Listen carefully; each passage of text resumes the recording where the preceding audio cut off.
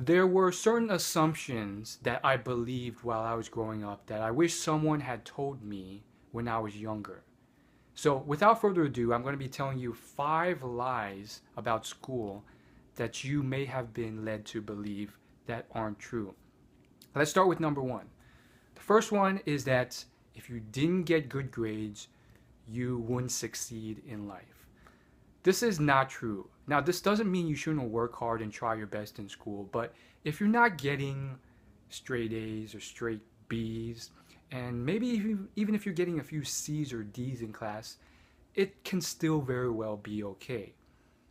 Why? Because a lot of successful people, I'm talking tons of millionaires, they didn't get the best grades in school. Sometimes they did, but trust me, there's a lot of millionaires who didn't. They were average or sometimes below average in school. A great example is Russell Brunson. You know, he went to a pretty normal college, Boise State, and now he's just killing it and making tons of money. So realize this. This doesn't necessarily have to be the case. Don't get down on yourself. And I wish someone had told me that. I mean, I thought a C or a D was death, especially if you're Asian. But it's not the case, for sure. It's not the case. Second thing, if you don't go to college, you are screwed. This is also very similar to number one, but it is far from the case. And I highly encourage you, if you don't believe me, to Google it. Search millionaires who didn't go to college, and you'll find thousands. So again, this doesn't necessarily mean you shouldn't go to college. It simply means that you have to decide what's best for your interests. For some people, it may be the best thing to advance your career and what you want your success to be. For others, it's a waste of time because guess what? You're already starting something incredible. So again, take it with a grain of salt. I highly suggest most people to still go to college because a lot of, fools, they think that they know it better and they're going to start the next billion-dollar company, and they don't. So again, just realize it's not the end of the world if you can't or you couldn't go to the best Ivy League college or any college at all. And there's plenty of examples. Amancio Ortega of Zara, he's worth like $29 billion, and he had no higher education. And there's plenty of billionaires just like him. Number three, school is about getting good grades, and if you don't get good grades in these courses, you can't succeed. Now, this is one that most people kind of already assume, but they're never really sure about.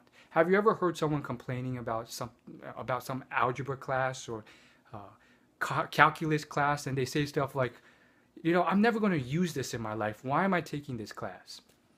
So this one was something I was really never sure about. I saw others complain about, but I wasn't sure about. However, I found this to be the case. Now, for some individuals, if your passion and your interest and your skill set is in math and you want to be like the, Albert Einstein of math, then sure, calculus and all that stuff is very important.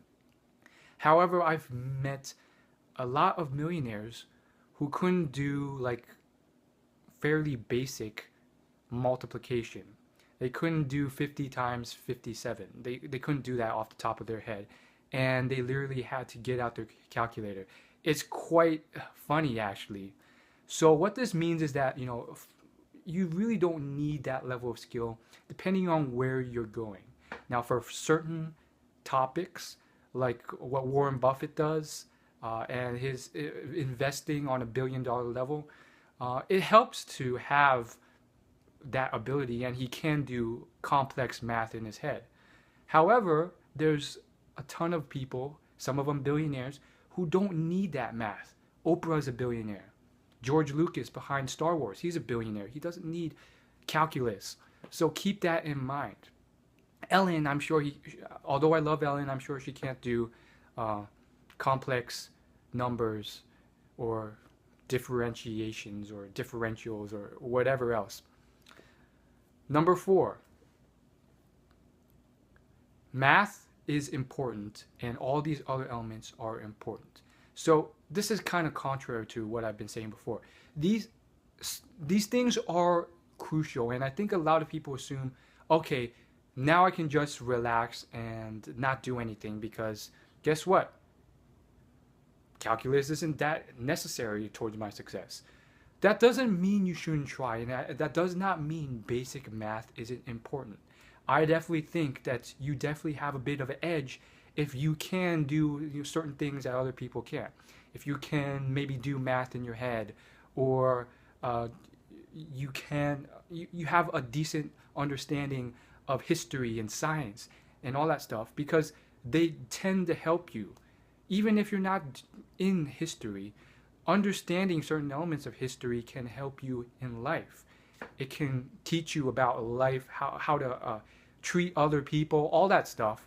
And even if you're going to be an architect or a painter, some of that stuff can come to use. And you'd be surprised. For instance, Steve Jobs, he took a class in typography, which he just did for fun, but it ended up helping him tremendously later on when designing the keyboard. And that's just one of many examples. Number 5, understand that self-education does not end with the school. So a lot of people assume that you only learn in school, and once you're out of school, you should never stop learning. And once you hit a certain age, you don't have to go to school anymore, and you stop learning. People who do this will never really achieve maximum success. A lot of the most high performers are constant learners. They're learning throughout their entire lifetime. And it's one of those best kept secrets that everyone should know. It may not seem like a lot when I'm just reading maybe one extra page of a book every day, or maybe I'm just reading or watching one extra video from someone who's very successful. But that one extra lesson, that one extra idea compounded over a lifetime gives me a 40 or 50 or 60 year advantage over the guy who ends up cutting off all learning at the age of 22 or 23 or 25 and then spends the rest of his life just plugging away at his job. So, on the short term, on a yearly basis, it's not that big of an advantage, but that starts building and you get such an edge. So those are the 5 lies that school might have taught you. If you like this video, go ahead and click the big red subscribe button below this video. I post videos every Thursday, and I'll see you in the next video. Peace.